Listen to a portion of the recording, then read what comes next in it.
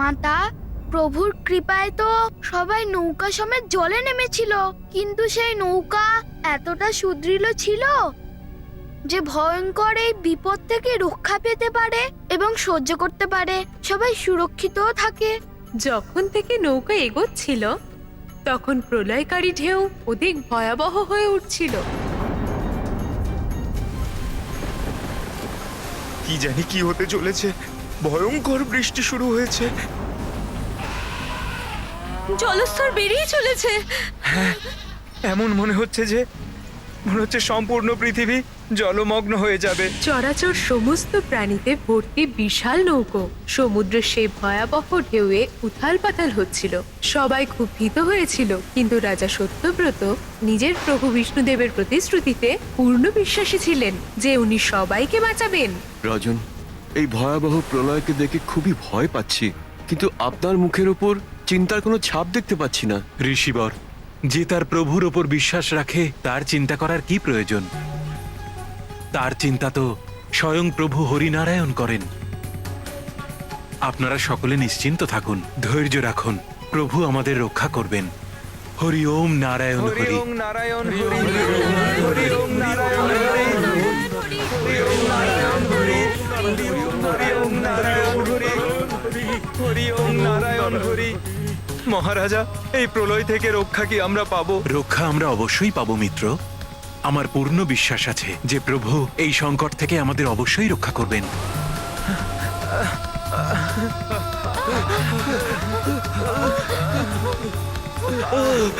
এই ভয়ঙ্কর ঢেউ থেকে আমাদের কেউ বাঁচাতে পারবে না মহারাজ? আপনারা ব্যর্থ চিন্তা করবেন না, নিশ্চিন্ত থাকুন, প্রভু আমাদের রক্ষা অবশ্যই করবেন। সবাই প্রার্থনা করুন প্রভুর কাছে।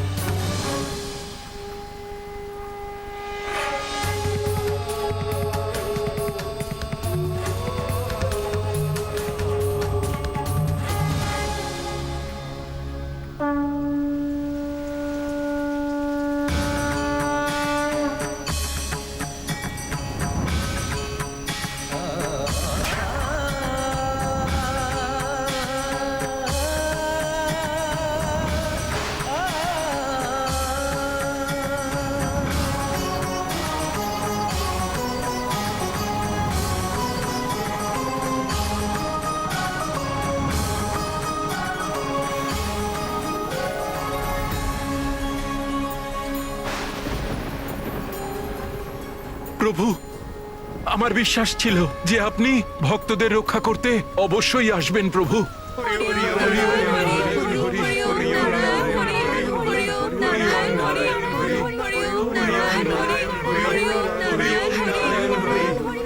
মহারাজ সত্যব্রত, তুমি উত্তম কার্য করেছ। আমি তোমার প্রচেষ্টা দেখে অত্যন্ত প্রসন্ন। প্রভু শ্রী নারায়ণ হরি জয়, প্রভু শ্রী নারায়ণ হরি জয়, প্রভু শ্রী নারায়ণ হরি জয়। নাগরাজ বাসুকি, আমার এই কার্যে আপনার সহযোগিতার প্রয়োজন। আমি আপনার ইচ্ছে বুঝতে পেরেছি প্রভু। এই মহান কার্যে সাহায্য করলে আমার জীবন ধন্য হয়ে যাবে প্রভু।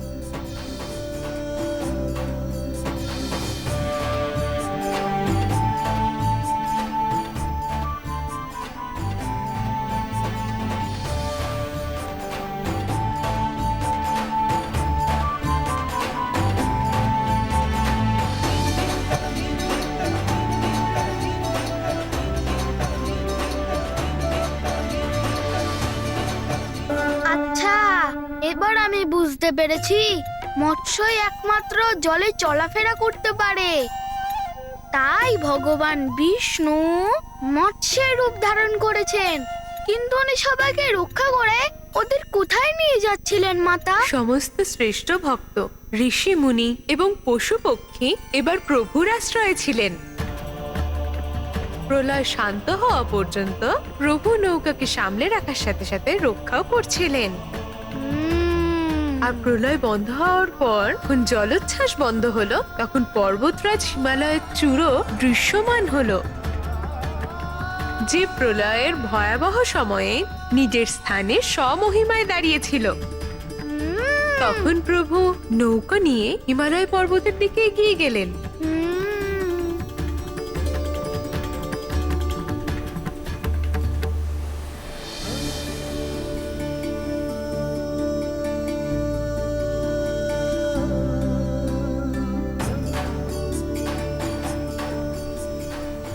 ওই দেখো পর্বত, অবশেষে আমাদের প্রভু আমাদের পৃথিবীর ভূভাগে পৌঁছেই দিলেন।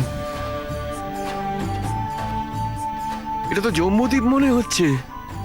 হ্যাঁ, প্রভু আমাদের পুণ্যভূমি জম্বুদ্বীপে নিয়ে এসেছেন।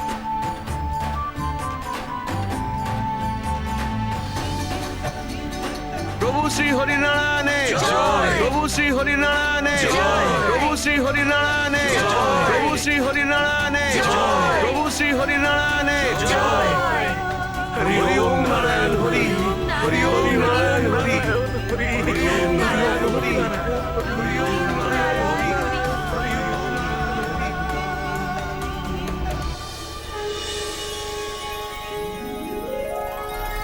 আপনার জয় হোক প্রভু। আমাদের তীরে পৌঁছে দেওয়ার জন্য আপনাকে কোটি কোটি প্রণাম। কোটি কোটি প্রণাম। আজ আপনি এটা প্রমাণ করে দিলেন প্রভু যে প্রভু তার ভক্তদের সংকটকালে কখনো ছেড়ে যান না। প্রভু শ্রী হরিনারায়ণের জয়, প্রভু শ্রী হরিনারায়ণের জয়, প্রভু শ্রী হরিনারায়ণের জয়, প্রভু শ্রী হরিনারায়ণের জয়। মাতা, ভগবান বিষ্ণুকে সহযোগিতা করা এমন সুখে কল্পনাতে হনুমান তো আনন্দে আত্মহারা হয়ে যাচ্ছে। এমন মহান কাজ করা সৌভাগ্য পেয়ে তো মহারাজ সত্যব্রত বরং আনন্দ লাভ করেছেন। অবশ্যই পুত্র, কিন্তু তুমি তোমার হৃদয় কেন ছোট করছো? সম্ভবত প্রভু শ্রী বিষ্ণুদেবের কৃপায় ওনার কোনো অত্যন্ত গুরুত্বপূর্ণ কার্যে তুমি ওনার সহায়ক হওয়ার সুযোগ পাও। আহা, এত সুখকর বিচার!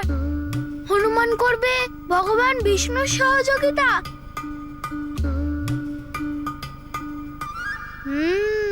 কিন্তু মাতা, হনুমানকে স্নেহ করার জন্য এবং প্রসন্ন রাখার জন্য আপনি এমন কথা বলছেন, কিন্তু এই অবোধ বালক হনুমান নিজেরই খেয়াল রাখতে পারে না।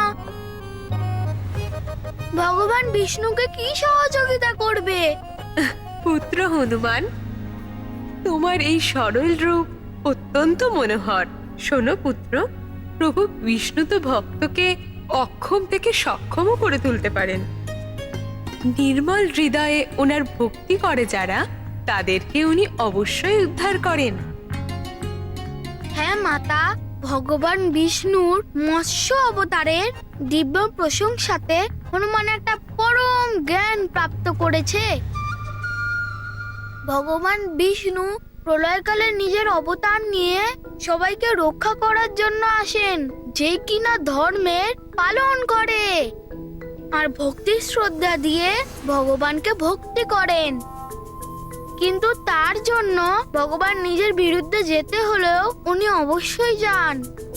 সত্য পুত্র, কিন্তু যে অধর্মের পথে চলে বা ধর্মের তিরস্কার করে, সে প্রভু বিষ্ণুর কোনো রকম সংরক্ষণ পায় না, বরং নিজের দুষ্কর্ম দিয়ে প্রভুর ক্রোধকে জাগ্রত করে এরকম পাপী জীব স্বয়ং নিজের কালকে আমন্ত্রিত করে। ধর্মের অবহেলা? এ তো বরং প্রভু নারায়ণের অবহেলা মাতা। এমন দুঃসাহস কে করতে পারে মাতা? শীঘ্রই বলুন না। দম্ভের অন্ধকার যার বিবেকের জ্যোতি হরণ করে নেয়, সেই এরকম কর্ম করে পুত্র। প্রলয়কালে মহাবিনাশের ভয়ঙ্কর অন্ধকারে অনেক অধার্মিক অসুরের জন্ম হয়েছিল। তাদের মধ্যে সবথেকে ভয়ানক দুষ্ট অসুর সবার নেতৃত্ব করেছিলেন। ওনার নাম কি ছিল মাতা, শীঘ্রই বলুন না। তার নাম ছিল হয়গ্রীব।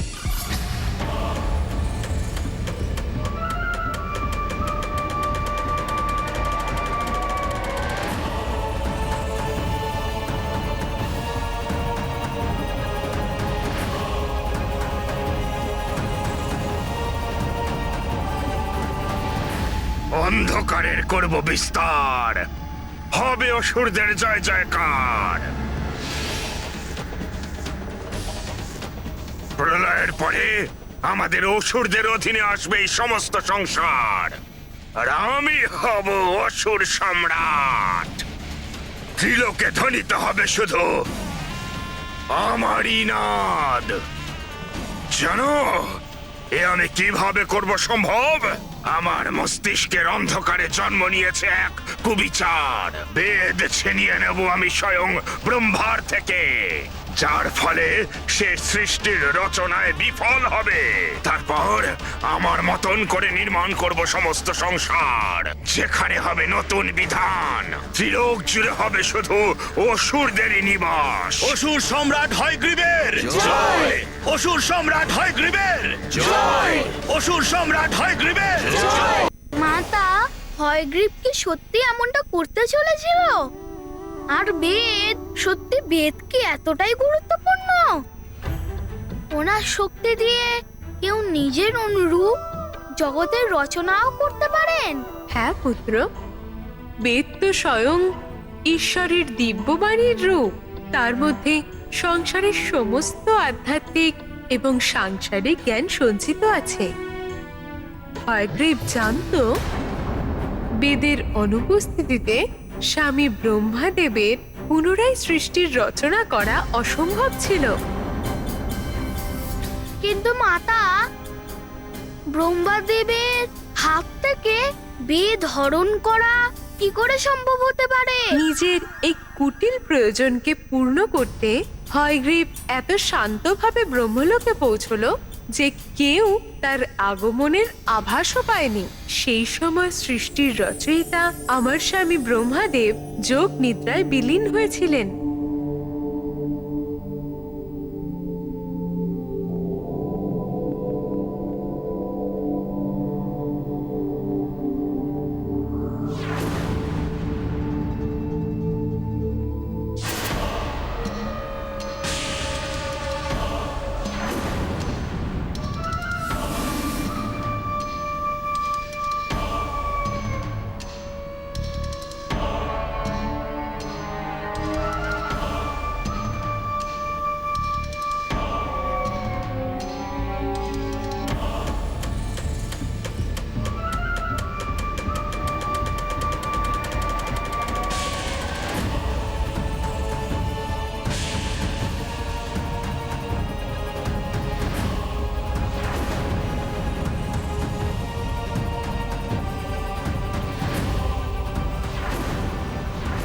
অন্ধকারের আমি করব বিস্তার। পণ করেছিলাম আমি নিজের হাতে বেদ হরণ করব। দেখুন পিতামহ ব্রহ্মা, আমি আমার কথা রেখেছি।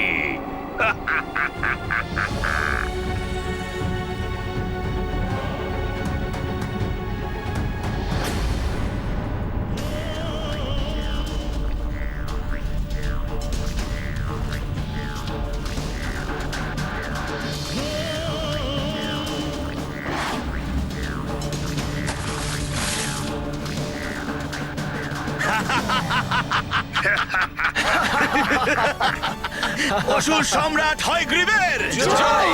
অসুর সম্রাট হয়গ্রীবের জয়! অসুর সম্রাট হয়গ্রীবের জয়! অসম্ভবকে অসম্ভব করেছি আমি। স্বয়ং ব্রহ্মার হাত থেকে আমি বেদ চুরি করে এনেছি। এরকম একটা আনন্দের দিন অবশ্যই উদযাপন করবে অসুর সমাজ, কিন্তু এখন আমাদের সাবধানে থেকে প্রলয়কালের শেষ অবধি এই বেদগুলোকে সুরক্ষিত রাখতে হবে।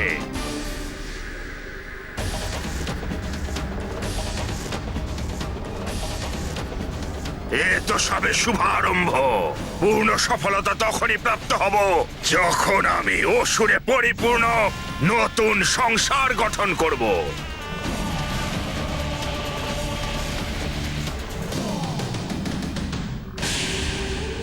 এই বেদগুলোকে সঙ্গে নিয়ে আমি এই শঙ্খে লুকিয়ে পড়ব। তোমরা সবাই চতুর্দিক ঘিরে রেখে এর সুরক্ষা সুনিশ্চিত করো। মনে রেখো, কেউ যেন শঙ্খের নিকটে না আসতে পারে।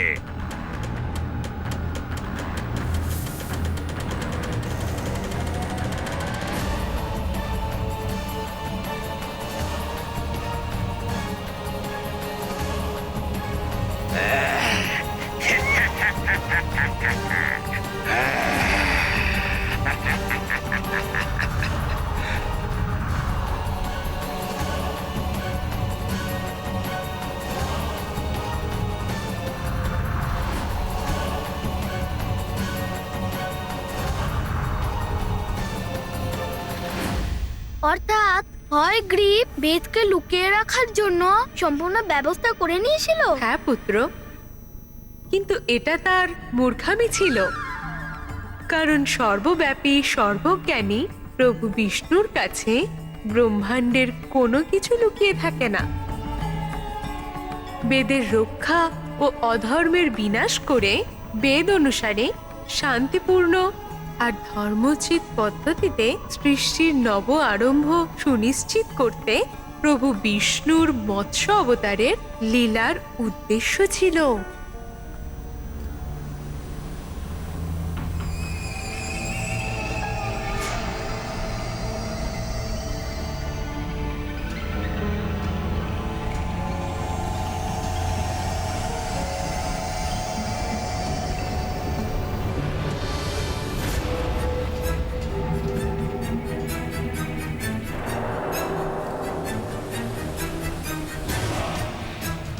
সাবধান! চলে যাও এখান থেকে। জীবিত থাকতে হলে ফিরে যাও এখান থেকে। ওকে ভয় দেখিয়েছি আমরা, ফিরে যাচ্ছে ও।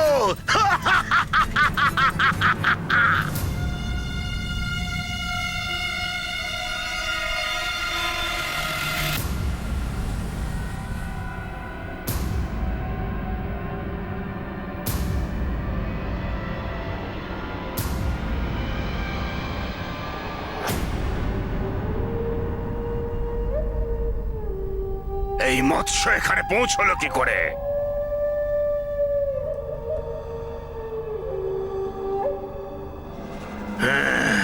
মৎস্য রূপে তুমি নিশ্চয়ই ওই দুষ্ট দেবতাদের মায়াবী রূপ, যা ওরা রচনা করেছে এই বেদ প্রাপ্ত করার জন্য। কিন্তু এই প্রয়াস ব্যর্থ হবে। আমার থেকে এই বেদ কেউ ছিনিয়ে নিতে পারবে না। আর তোমার মতো সামান্য একটি মৎস্য তো কখনোই নয়। তোমাকে তো আমি আমার মুখ না খুলেই গিলে ফেলতে পারি।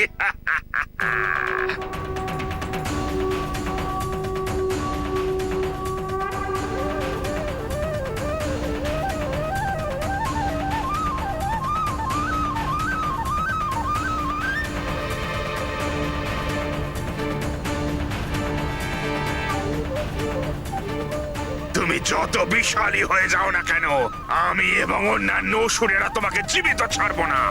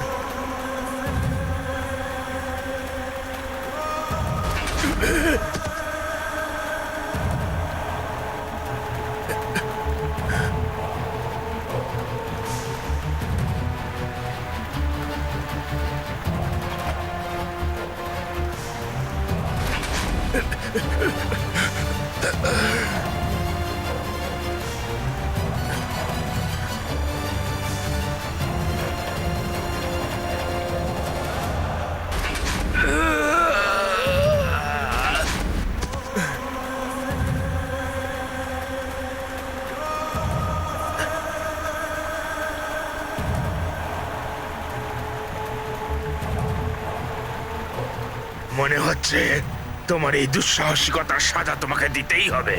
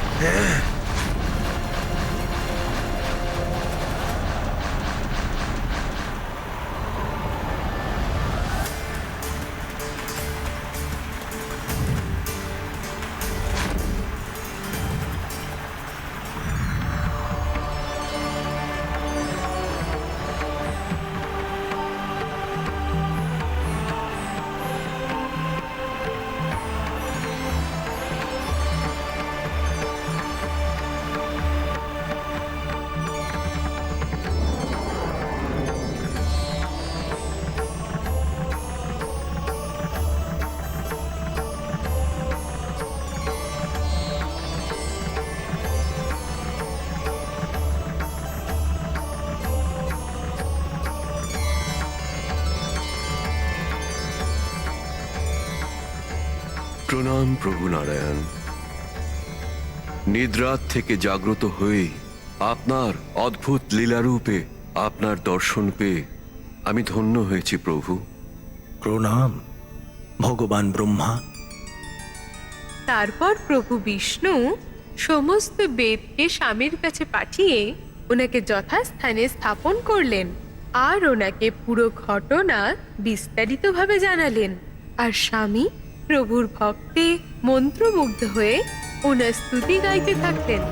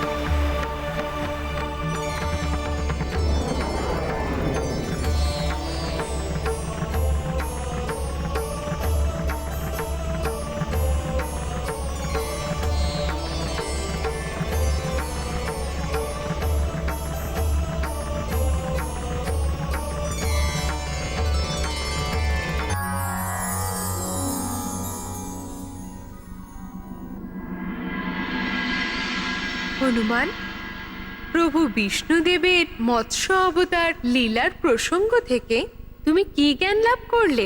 মাতা, হনুমান এটাই জ্ঞান লাভ করেছে, অধর্ম আর অনুচিত উদ্দেশ্যে প্রেরিত বুদ্ধিতে সর্বদা অহংকারের জন্ম হয়, যার ফলে ব্যক্তির মতিভ্রষ্ট হয়ে যায়। সে বিভ্রান্ত হয়ে নিজের সংগ্রাহক শক্তির ওপর অটুট বিশ্বাস করে বসেন, যা তাকে পতনের দিকে নিয়ে যায়।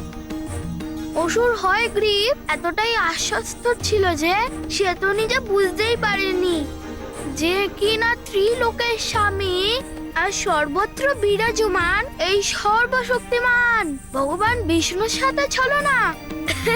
ওনাকে পরাজিত করা তো একেবারেই অসম্ভব। ওনার ভ্রমই ওনার এবং ওনার সমস্ত সহযোগীদের বিনাশের কারণ হলো। অবশ্যই পুত্র, সেই জন্য তুমি তোমার সমগ্র জীবনে সর্বদা উত্তম বিচার ও বিনীত ব্যবহারকে নিজের ব্যক্তিত্বের আভূষণ বানিয়ে রেখো। হনুমান সারা জীবন ধরে আপনার এই শিক্ষাতে সর্বদা মনে রাখবে মাতা। হ্যাঁ, শোনো পুত্র, এই সমগ্র ঘটনার পরে প্রভু কূর্ম অবতারের রূপ ধারণ করেন। কূর্ম অবতার, অদ্ভুত এই প্রভুর লীলা। প্রথমে মৎস্য, তারপরে কূর্ম। তার মানে উনি কচ্ছপ রূপ ধারণ করেন। হ্যাঁ পুত্র, প্রভু বিষ্ণুর প্রত্যেক লীলার একমাত্র উদ্দেশ্য হয় ধর্মের রক্ষা করা এবং তার বিস্তার। মৎস্য অবতার থেকে শুরু করে উনি প্রলয়কালে নিজের অনন্য ভক্ত এবং সৃষ্টির রক্ষা করেছিলেন। সুদৃঢ় পীঠ হওয়ায় ওনার রূপ ধারণ করতে ওনার প্রয়োজন ছিল দেবতাদের রক্ষা করা। দেবতাদের রক্ষা মাতা, কিন্তু কার থেকে? দুষ্ট অসুরদের থেকে পুত্র। সৃষ্টির নির্মাণের পর সত্যযুগে পুনরায় অসুরদের আতঙ্ক বৃদ্ধি হয়েছিল। যুদ্ধে নিরন্তর পরাজিত করে ওরা দেবতাদের ব্যতিব্যস্ত করে তুলেছিল।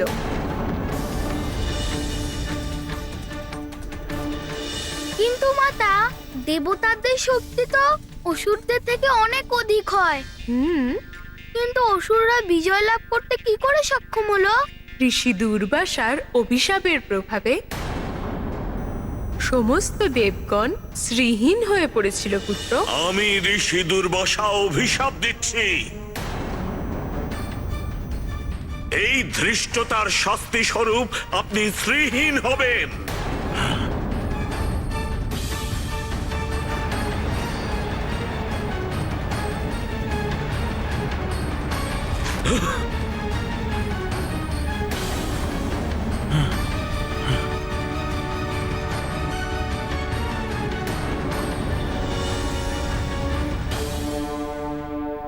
আর সেই অভিশাপের প্রভাবে দেবতাদের ঐশ্বর্য হ্রাস তো পাচ্ছিলই, সাথে ওনাদের শক্তি ক্ষীণ ও দুর্বল হয়ে যাচ্ছিল।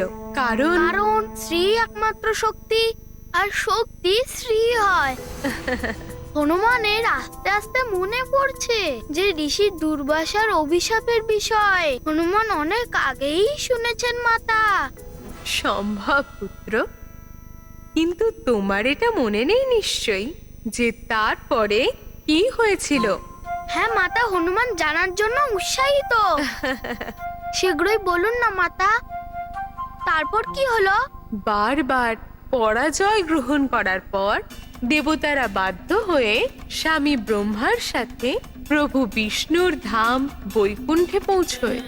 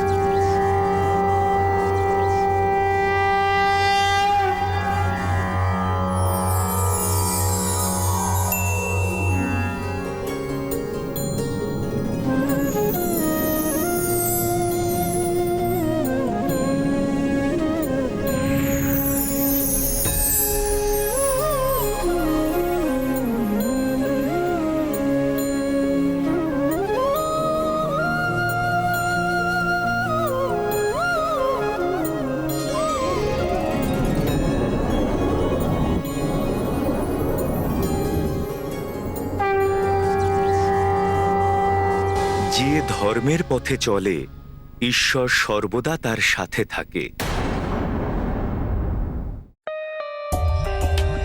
For more updates, subscribe to our channel, click the show links and enjoy watching the videos.